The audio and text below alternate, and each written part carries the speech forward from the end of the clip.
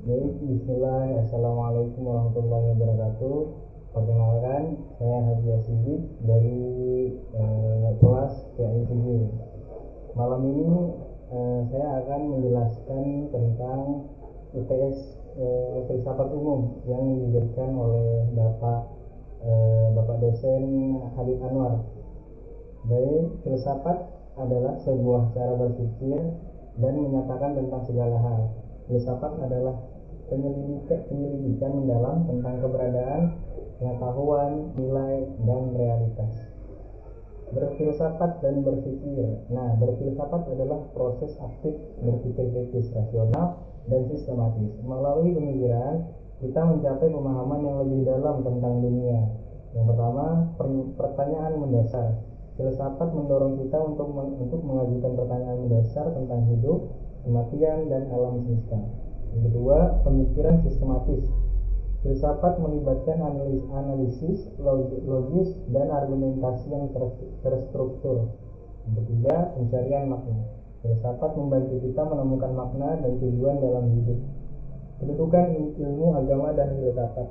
Ilmu agama dan filsafat merupakan dua bidang pengetahuan yang saling melengkapi. Keduanya mencari pemahaman tentang hakikat, realitas, dan keberadaan manusia.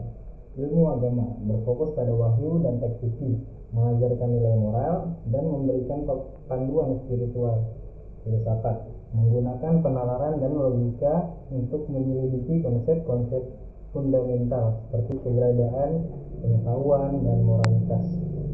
Objek filsafat adalah segala sesuatu yang dapat dipertanyakan, dikaji, dan dianalisis secara kritis.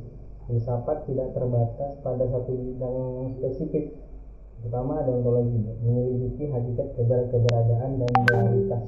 Kedua, ada epistemologi, membahas tentang pengetahuan, sumber daya, dan batasannya. Yang ketiga, ada etika, mempelajari nilai moral, perilaku baik dan buruk. Dan yang terakhir, ada estetika, membahas keindahan, seni, dan pengalaman estetis. Cabang-cabang filsafat. Cabang-cabang filsafat terbagi menjadi berbagai cabang yang mengkhususkan diri pada bidang tertentu. Setiap cabang memiliki fokus dan metode kajian yang berbeda. Ontologi, epistemologi, etika, estetika, logika, metafisika, politik, filsafat ilmu.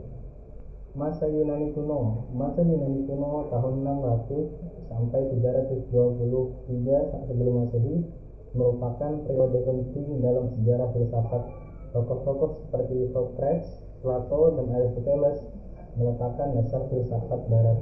Yang pertama, Socrates fokus pada etika dan dialog kritis, mencari keberadaan melalui pertanyaan. Dua, Plato mengembangkan teori ide, menekankan dunia ideal dan transcendensi. Yang ketiga, Aristoteles menekankan logika dan empirisme, mengembangkan sistem filsafat yang komprehensif.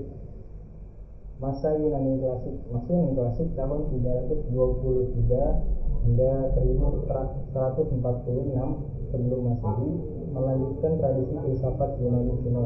Tokoh-tokoh seperti Zeno, Epicurus, dan Stoa muncul pada periode ini. Yang pertama, Zeno, pendiri sekolah Stoa, menekankan logika dan kehidupan yang bermoral. Kedua, Epicurus mengajarkan etika hedonisme, menekankan kesenangan dan yang berkelanjutan.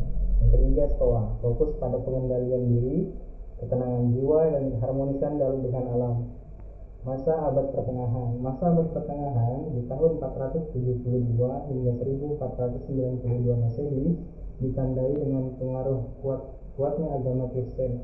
Filsafat pada periode ini berfokus pada interpretasi dan integrasi filsafat dengan teologi Kristen. Filsafat abad pertengahan sangat dipengaruhi oleh pemikiran teologis skolastisme, metode filsafat yang berfokus pada logika dan argumentasi. Kekuasaan gereja memiliki pengaruh besar dalam perkembangan filsafat pada masa ini. Lanjut di filsafat Islam. filsafat Islam muncul pada abad ke-8 Masehi, mencapai puncaknya pada abad ke-13 Masehi. Tokoh-tokoh penting dalam filsafat Islam adalah Al-Kindi, Al-Farabi, Ibnu Sina, dan Ibnu Rushd. Averroes terkenal dengan interpretasinya terhadap karya-karya Aristoteles. Yang kedua ada Avicenna, terkenal dengan pemikirannya tentang logika, metafisika, dan epistemologi. Baik, mungkin itu yang saya bisa sampaikan pada malam hari ini. Maaf kalau misalnya banyak yang salah, karena saya juga manusia. Nah, baik, sekian dari saya. Saya Hasbi Asidik, pamit undur diri. Terima kasih. Assalamualaikum warahmatullahi wabarakatuh. Oke.